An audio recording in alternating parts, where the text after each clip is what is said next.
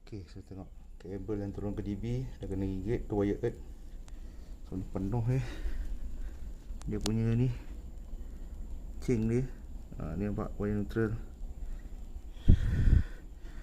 So ni memang confirm putus lah ni kabel ni. Ni kalau tarik ni habis ni. Nampak tu. Saya gigit dia tu.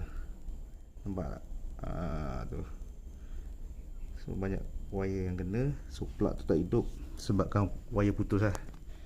Okay, ni bukti So kau-kaunya kena.